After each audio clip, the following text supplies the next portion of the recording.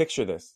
I'm trying to have dinner as a family, but my 4-year-old is asking for just 5 more minutes. I hear it in my head on my wife's tablet while my son hasn't looked up from his Switch once. Sound familiar? Hmm.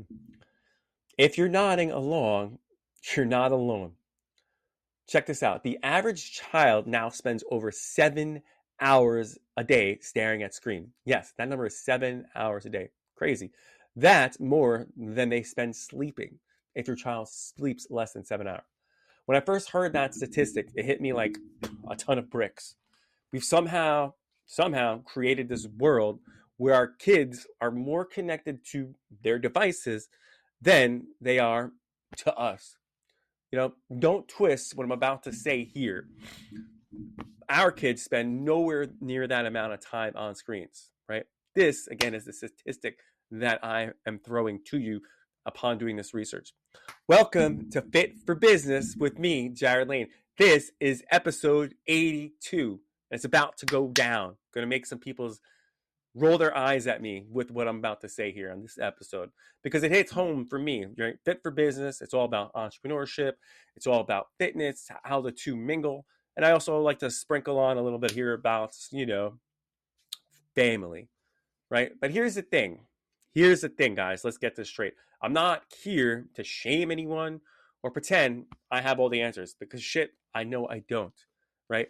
Today's episode, I'm diving into more practical strategies that I know works, we do at home, age appropriate guidelines, right? That make sense for real families, right?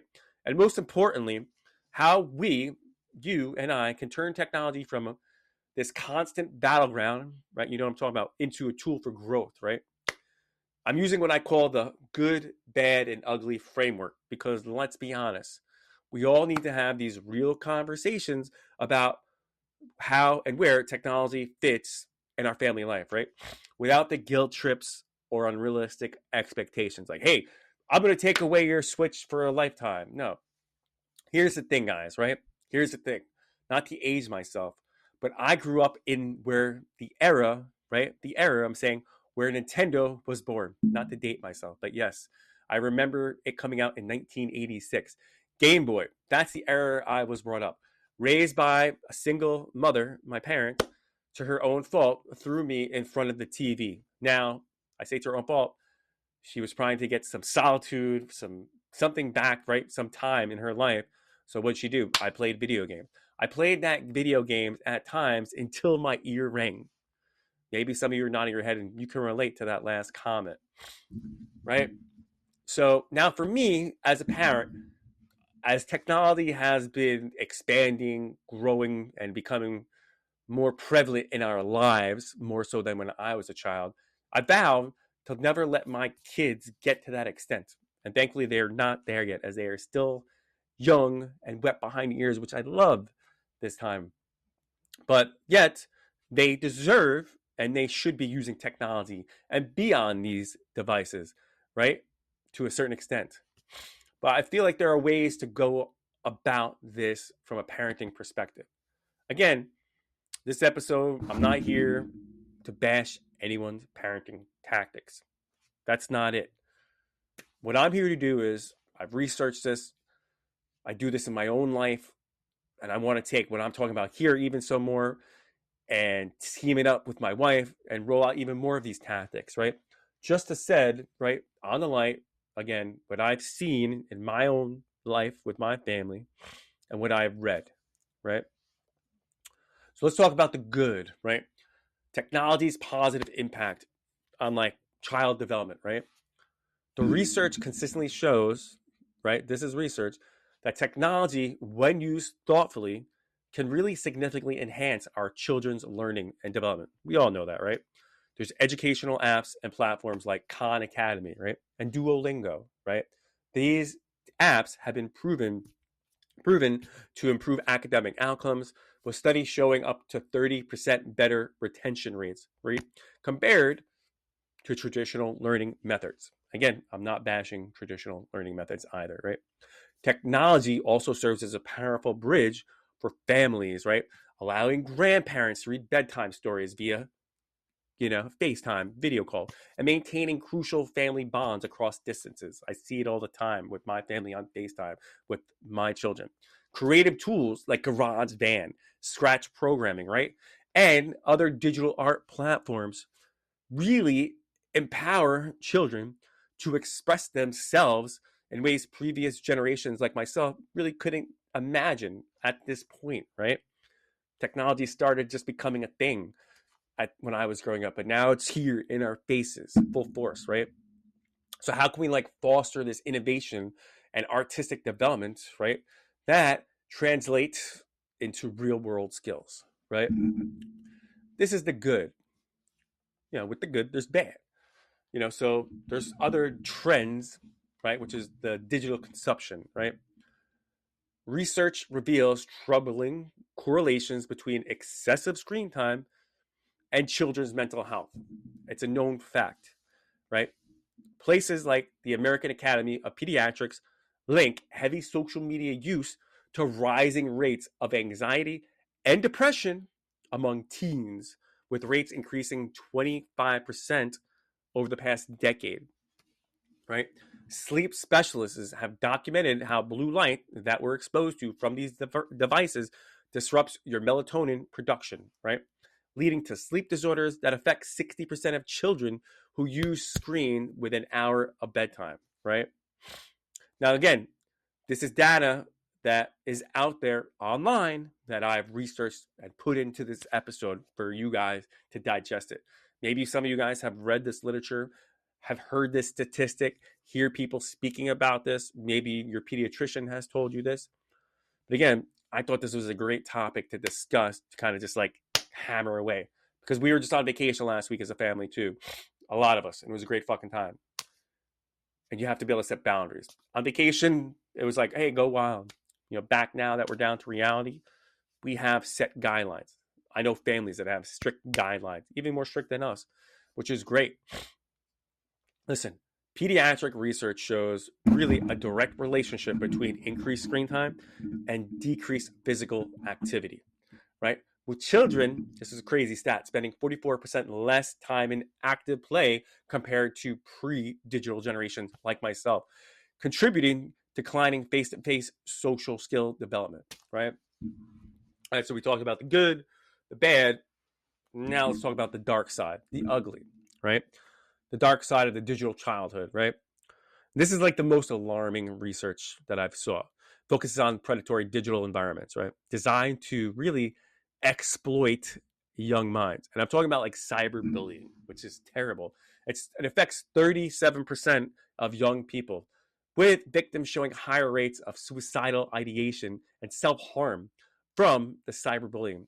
The tech industry whistleblowers have exposed how app developers intentionally use addictive design principles, probably like TikTok is in there, intermittent variable rewards, infinite scroll features, and push notifications, right? Specifically targeting brain that lack impulse control mechanisms, right?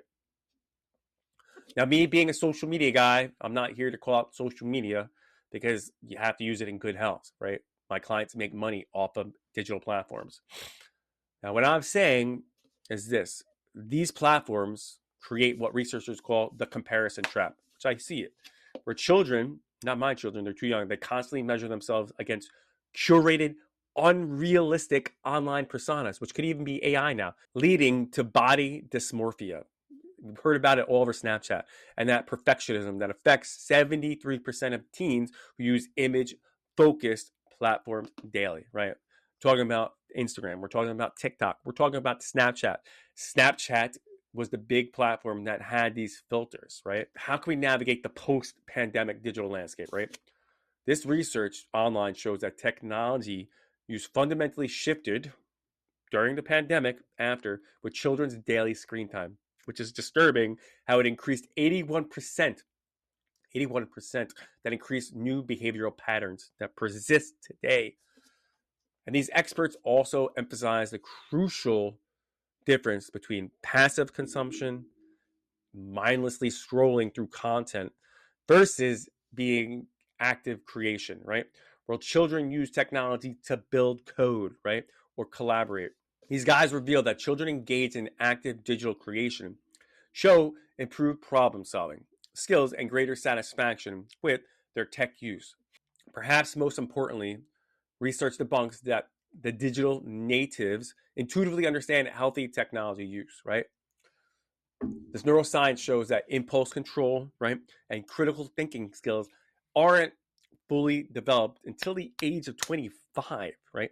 Making parental guidance more essential than ever, right? And helping our children navigate an increasingly complex digital world because it is.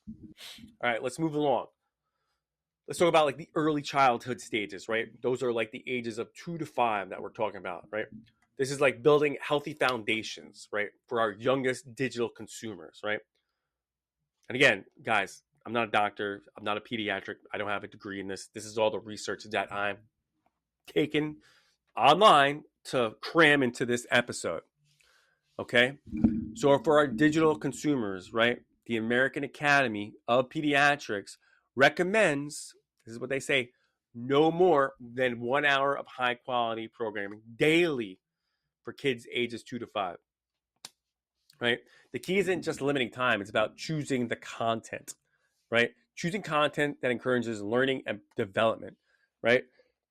Old school programs like Sesame Street, Bluey, and Daniel's Tigers, Neighborhood offer educational value, right? When parents watch alongside their children, you're asking questions and you're connecting screen content to real world experiences, right? Co-viewing transforms passive consumption, they say, into more learning opportunities, right? So establishing screen-free zones in bedrooms. I agree with that. And during meals, I'm huge in the component that no TV, no screens, nothing during dinner, lunch, or breakfast. Heck no, right? Along with tech-free times before bed, I fully agree and concur. It helps create healthy boundaries, right, that will serve children pretty much throughout their lives, they say. All right, so after that, we have what's called the school age, right, where kids are now into grammar school, ages around 6 to 12, right?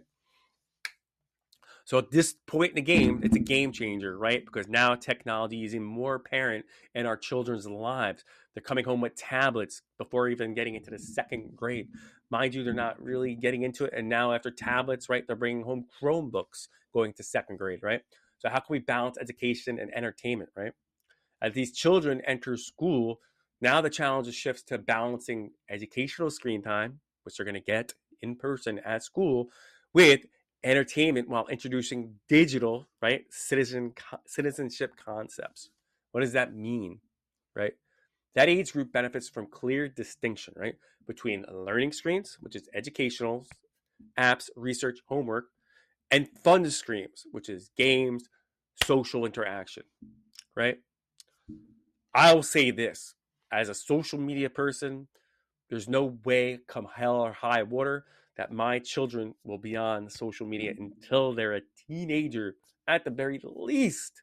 The very least. I will do my best as a co parent to make that happen. Now, we dabble into this where I'm about to go as a parent, my wife and I. But parents should begin conversations about online behavior, right? Explaining how our digital actions affect others, introducing concepts like cyberbullying, prevention, family and media agreements, right, work particularly well for this age group. You know, I want to say it needs to be written, but oral expectations like consequences and privileges. You need to have these conversations with your children, right? And these agreements should cover homework completion before entertainment screens, right? Appropriate websites and apps, and the most important, the consequences for misuse. What happens if they misuse it, right? Because they're going to, their kids. Unless your kids are perfect little angels and they listen to everything you say. So we went from the early stages, middle stages. Now we're getting to the teens, the teenage years, right? 13 to 18. I think this is really even more important, right? So hopefully we've been molding our kids up until this point, trying to show them the way, the proper way to utilize technology. And I'm sure in I'm doing the math here, in another 7 to 8 years, technology will have even advanced even more so, and things will change, and this conversation will adapt and change because there will be new technology out, right?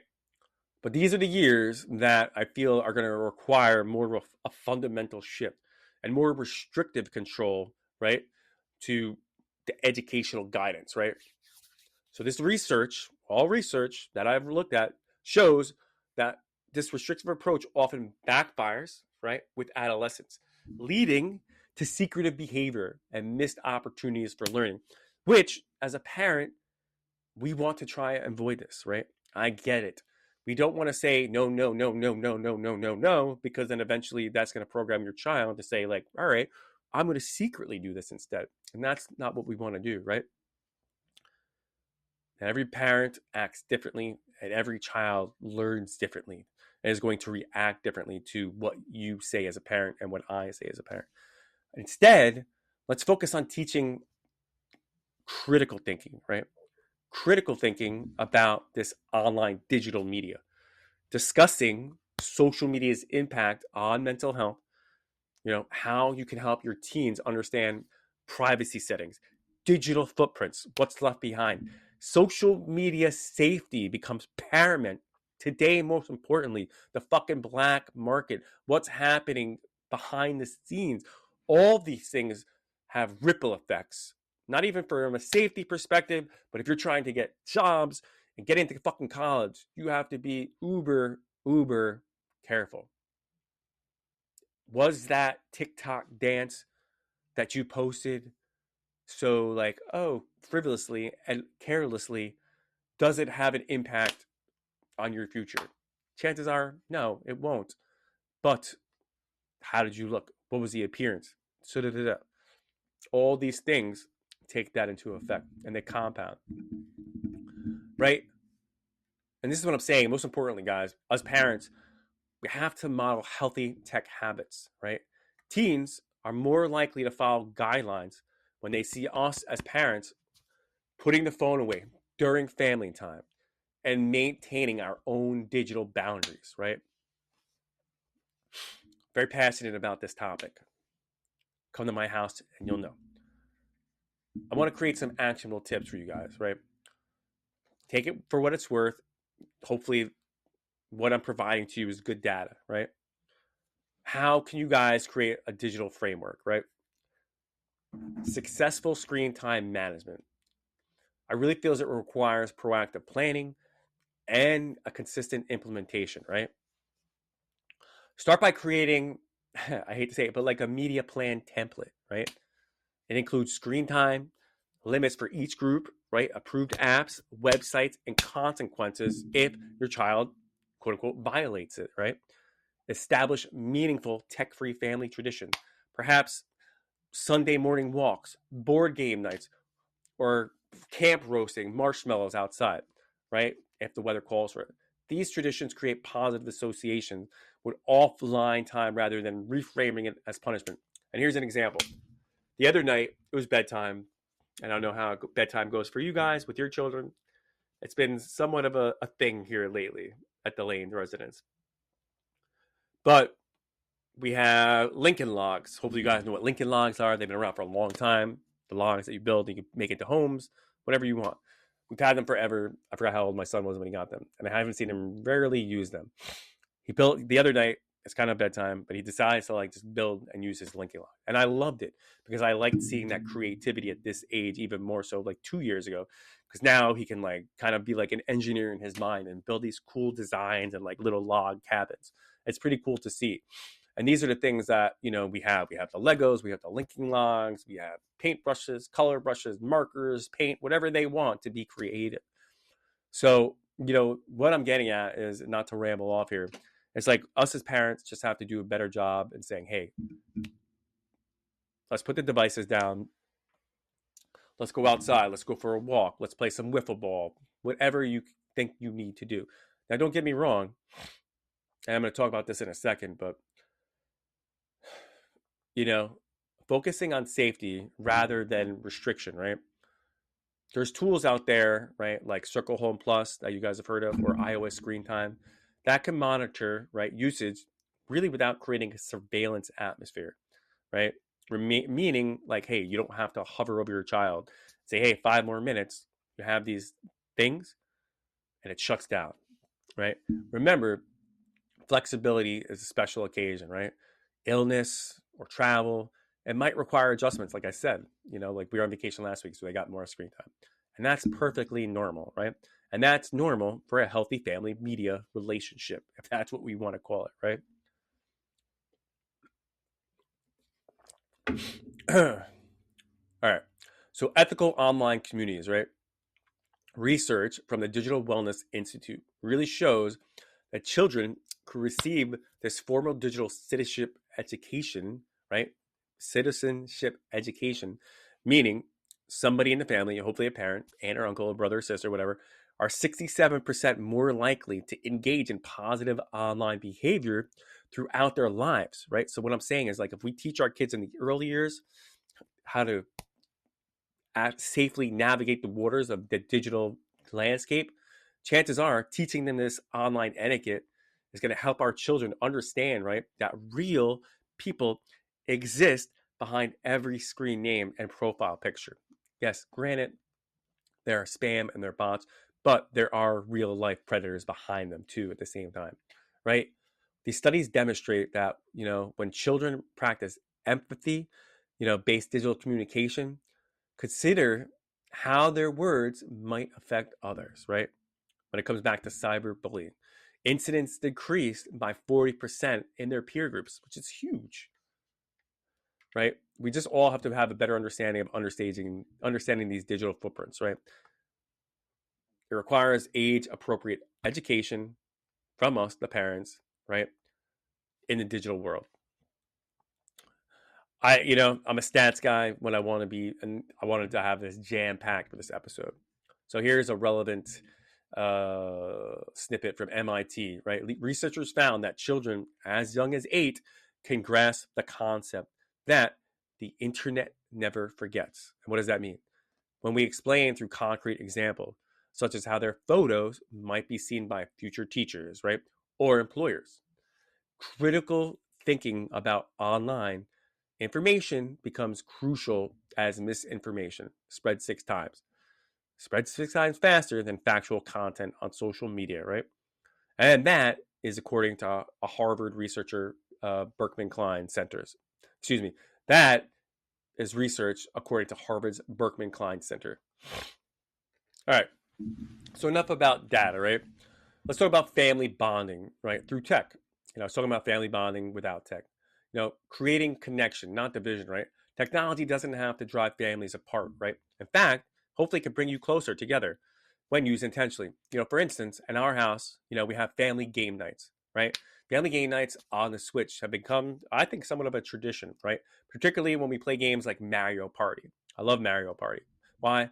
While these sessions are they're undeniably fun, my wife and I've noticed this, they serve a deeper purpose, right? I feel like they develop cognitive skills like strategic thinking and pattern recognition, and they teach valuable lessons about winning and losing gracefully, if there is such a thing with a kid.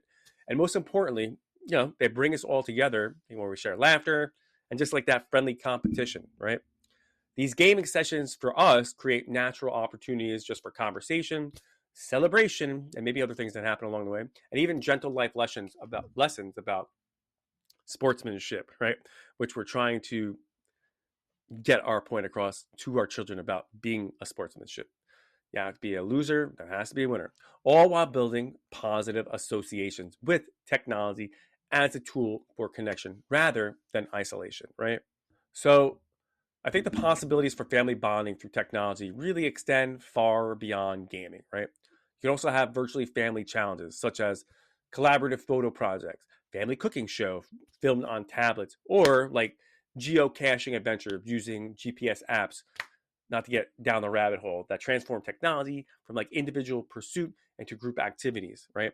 Families can really explore shared interests through virtual museum tours, learn new skills together, right, through online tutorials, or even create family blogs documenting their adventures. The key is intentionally when technology becomes a vehicle for pursuing passions together, We're learning new things, right, as a family unit, where you are, and creating these shared memories as it transforms from potential source of conflict, right, guys, into more of a powerful tool for strengthening family bonds, really while preparing our children for a digital future, right? Let's remember, technology itself isn't the problem. It's a lack of clear boundaries and guidance. So open, ongoing conversations, right, about screen time and modeling healthy habits are going to be really essential for teaching your kids, our kids, responsible tech use, right? By leading through these examples and staying engaged, parents, all of us can help our children really navigate this digital world safely and thoughtfully. So here's a challenge for you all. Try conducting a family tech audit and assess which apps your devices, right, and how much you're actually using them, right? Let's try to establish a tech-free family tradition, if it can be something, and have an appropriate talk about, digital strength. I can't talk. And try to have this talk about the digital world. Strengthen your family's approach to technology, right? Okay, so conduct the family tech audit. What apps are on your devices, right? What are you guys using? What are your kids using? What's your actual usage? Create one new tech-free family tradition, right? Have an age-appropriate conversation about the digital world. If you enjoyed this episode, hopefully you guys did, do us a favor, drop your comment below. If you're not already, subscribe to our channel, right? We appreciate that. We appreciate you guys, and we'll see you on the next episode. See you guys later.